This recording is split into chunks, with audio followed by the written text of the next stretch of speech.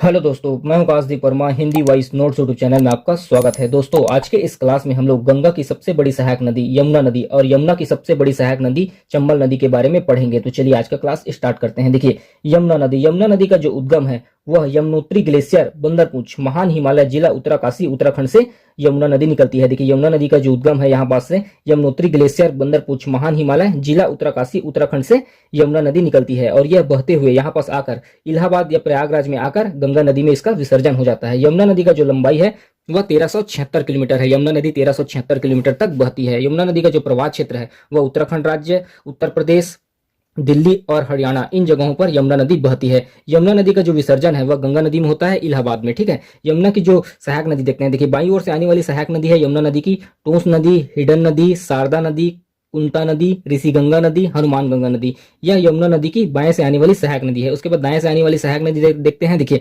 यमुना की दाएं से आने वाली सहायक नदी है चंबल नदी, बेतवा नदी, केन नदी, सिंध नदी। ठीक है, और जो चंबल नदी है वो सबसे बड़ी सहायक नदी है यमुना नदी की। उसको हम लोग थोड़ी देर में पढ़ेंगे। ठीक है, शहर देखते हैं। यमुना नदी के तट पर कौन कौन सा शहर बसा हुआ है। देखिए, दिल्ली, मथुरा, आगरा, इटावा, कालपी और इलाहाबाद ये प्रमुख शहर यमुना नदी के तट पर बसे हुए हैं। दिल्ली, मथुरा, आगरा, इटावा, कालपी और इलाहाबाद ये प्रमुख शहर यमुना नदी के तट पर बसे हुए हैं। उसके बाद यमुना नदी पर परियोजनाएं देखते हैं।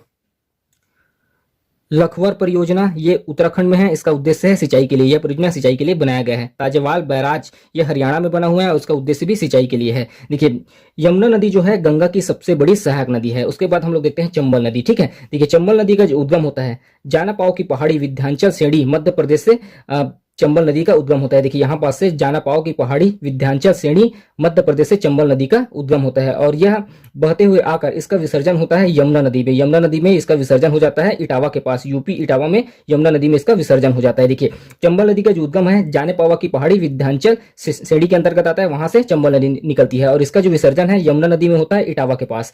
यमुना नदी जो है यमुनोत्री ग्लेशियर से निकलती है और इसका जो विसर्जन होता है वह गंगा नदी में होता है इलाहाबाद में आकर। ठीक है, और जो गंगा नदी है वह गंगोत्री ग्लेशियर गोमुख जिला उत्तरकाशी उत्तराखंड से गंगा नदी निकलती है और यह बहते हुए यहाँ पास से भारत से क्रॉस करके बांग्लादेश में जाती है और बांग्लादेश में गंगा का जो नाम है वह पद्मा हो जाता है। उसके बाद यह बहते हुए नीचे आती है और यहाँ से एक नदी और मिलती है जिसका नाम है मेघना। तो गंगा नदी का जो विसर्जन है वह मेघना नदी के नाम से होता है। यहाँ पर वह बहुत बड़ा डेल्टा का निर्माण करती है जिसे सुंदरबन का डेल्टा कहा जाता है और बंगाल की खाड़ी में गिर जाती है। ठीक है, देखिए, चंबल नदी का उद्गम जानेपावा की पहाड़ी जो कि विंध्याचल श्रेणी के अंतर्गत आता है, मध्य प्रदेश से इसका उद्गम होता है।